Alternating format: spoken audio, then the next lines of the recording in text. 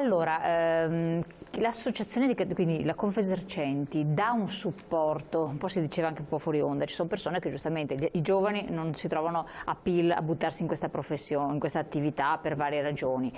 Gli anziani ci sono, però magari hanno bisogno di un supporto da parte anche dell'associazione, non so da parte di chi, io chiedo se l'associazione lo fa, per innovarsi, per essere spungolati a fare qualcosa, degli investimenti, rendersi più appetibili, più di appeal, perché nel classico vecchio negozio ci andrà la persona che ci è affezionata, che ci va da una vita, però poi diciamo che altri sono molto più intriganti, no, come offerta. Quindi che cosa fa da questo punto di vista? Cosa riesce a fare o suggerire l'associazione? Ma allora, pensare a un modello unico non esiste. È chiaro che ogni impresa deve metterci la sua fantasia, la sua capacità di creare, la sua capacità di proposta. Quello che noi mettiamo e quello che è la sfida che deve essere fatta è questa, e ripeto però, insieme con il pubblico, perché da soli non ne veniamo fuori. È ovviamente la ricerca costante e continua di quello che sta succedendo nei consumatori. Quello che noi possiamo dare quindi studiare il consumatore. Assolutamente, che sono diversi nell'utilizzo sia da un piccolo comune della provincia rispetto a quello che è la città, il centro storico della città.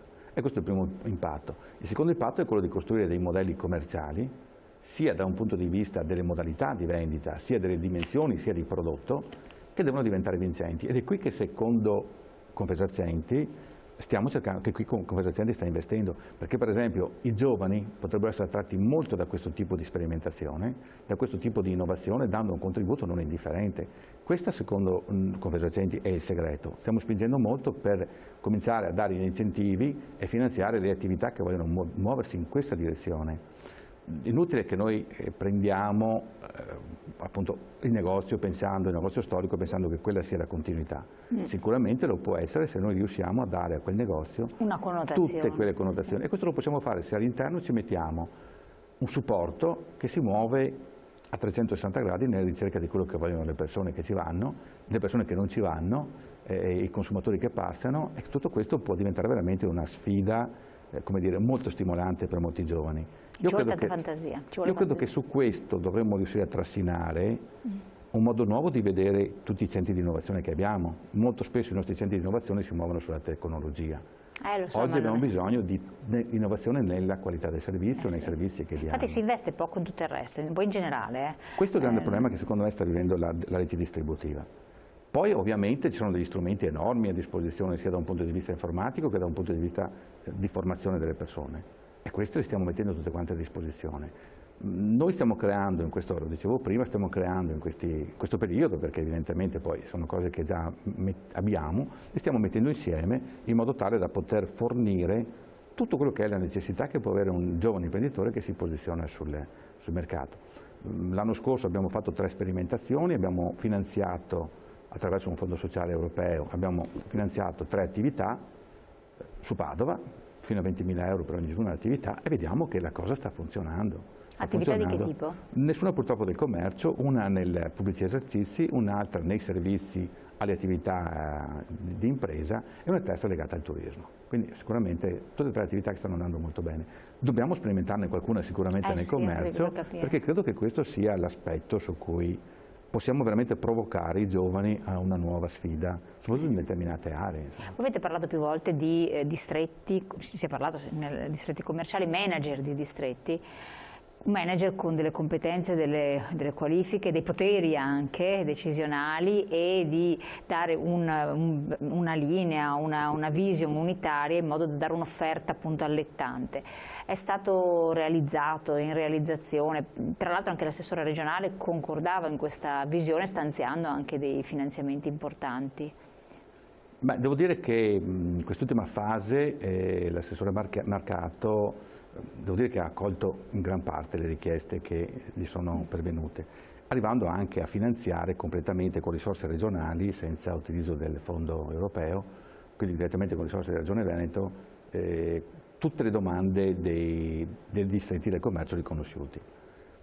È una grande sfida che come associazione stiamo lanciando da anni, e che non possiamo e non dobbiamo perdere in questa tornata. Quindi ci sarà? Ci sarà, stanno già partendo, sono 56 distretti o 57 distretti nel Veneto finanziati, al 100%, al 50% ovviamente del contributo, ma tutto quello che avevano richiesto.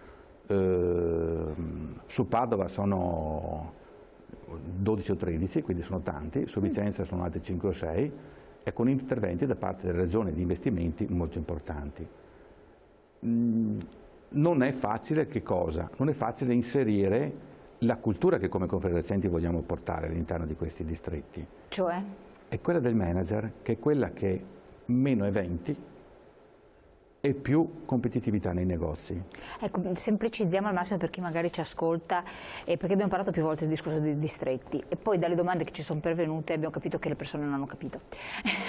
Allora, lo so che è difficile semplicizzare le cose, perché forse con un esempio, cosa vuol dire il distretto del commercio? Che cos'è? Quindi questi finanziamenti danno soldi a chi? Per cosa? Per fare un esempio di qualcosa che vorreste fare o che è stato fatto concretamente. Allora, facciamo l'esempio di un distretto di Padova, forse quello che anche attualmente sta lavorando meglio. Non voglio offendere nessuno, ma in questo momento quello che è arrivato secondo o terzo, pur essendo piccolo, ed è quello di Pieve di Sacco. Quas'è l'esperienza? L'esperienza è questa: il manager è un manager indipendente dall'amministrazione comunale, e questo è il primo passaggio. Slegato. Quindi. Slegato. Quando qualche comune, e succederà, nominerà un dipendente comunale come manager del distretto, non ha capito nulla, No, infatti, non ha capito, e ce ne saranno, anche in provincia di Padova. Il manager quindi cosa fa? Ipotizza e studia quelle che possono essere, da un punto di vista ambientale, le condizioni migliori perché i negozi e le altre attività si sviluppino. Nel caso di Pieve di Sacco, l'altra volta, per esempio, è stata finanziata tutti gli interventi attraverso il distretto per l'inserimento di nuovi negozi in una delle peggiori vie, delle vie diciamo più degradate di Pieve di Sacco. A distanza di 5 anni hanno aperto 8 negozi in quella via e stanno lavorando con successo. Ed è una via che è diventata anche piacevole, tra l'altro. Pieve di Sacco poi per mille motivi sta diventando, la via è diventata piacevole, ma anche sta diventando una delle città in cui venerdì e sabato c'è il pienone, esatto, sì. Certamente poi con tutte le difficoltà che rimangono. In fianco a questo si è sviluppata una politica di adesione tra i negozi, che non è stata completata per mille motivi, ma in cui l'evento non è più quello facciamo la festa del prosciutto o di altre cose, non sto criticando che sono belle feste, ci mancherebbe altro, ma l'evento è quello dei negozi che si mettono insieme e fanno un'offerta commerciale, per cui le persone vanno a Pieve di Sacco non per la festa del quello che c'è, ma vanno perché i negozi diventano appetibili. Come era Este, come ha fatto Este tempo fa. Este l'ha fatto con grande successo, adesso è in un momento di riflessione, va rilanciata perché c'è qualche variazione rispetto al tema base, però devo dire che Este, se ci si andava fino a un paio di anni fa, alla sera i negozi aprivano e la gente andava ad acquistare, c'erano le famiglie in giro. Questo esempio poi si sta sviluppando un po' di più attualmente su Pieve di Sacco. Padova per la prima volta, secondo me, avrà un distretto che avrà queste caratteristiche, molto più complesse, ma queste caratteristiche. Pensiamo ad esempio che su Padova il distretto opererà nell'area Padova 1 per cominciare a delineare quella che è la soft city, su cui si sta discutendo da anni, ma che concretamente non ha fatto nulla. Qual è quindi il punto forte del distretto?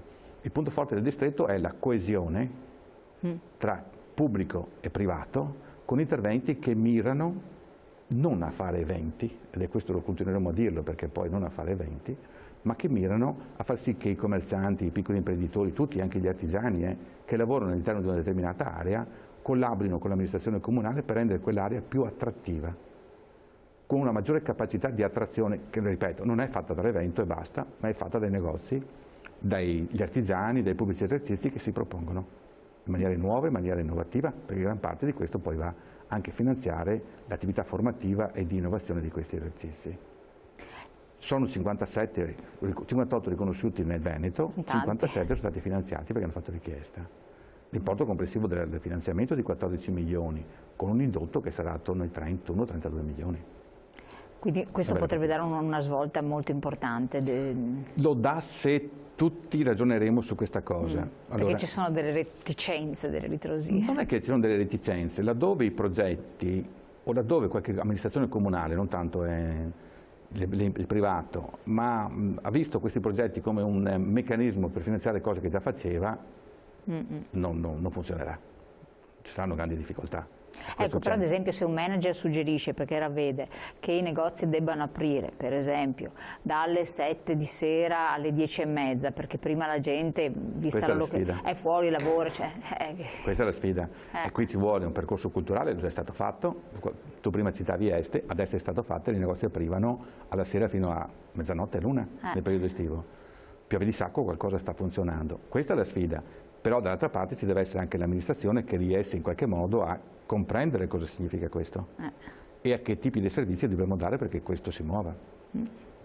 Quindi ci deve essere anche la disponibilità e il fatto che ci devono credere gli operatori del settore e le amministrazioni di stare dietro.